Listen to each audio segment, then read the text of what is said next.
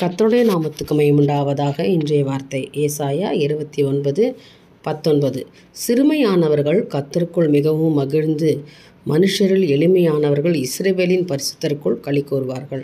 எனக்கு அருமையான தேவனுடைய பிள்ளைகளே, இந்த வார்த்தையை நீங்கள் ரொம்ப நம்பணும். சிறுமையானவங்க, அதாவது மிகவும் மகிழ்ந்து களி கூறணும். நம்ம பார்த்தீங்களா, இன்றைக்கி நம்முடைய நெருக்கத்தில் நம்ம மகிழ்ந்து களி கூறுறது என்பது குறைவாக இருக்குதுல்ல.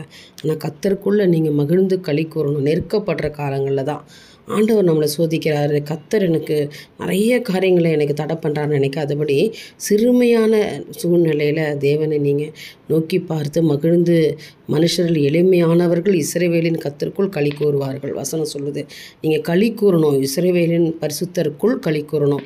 ஆண்டவராய் இயேசு கிறிஸ்துவை நீங்கள் விசுவாசிக்கிறீங்க, இந்த நாளில் உங்களுக்கு பெரிய காரியங்கள் ஆண்டவர் செய்வார். ஏனென்றால் நீங்கள் தேவனுடைய பிள்ளைகளாக இருக்கிறீங்க. இஸ்ரவேலின் பரிசுத்தருக்குள் களி கூறுங்க.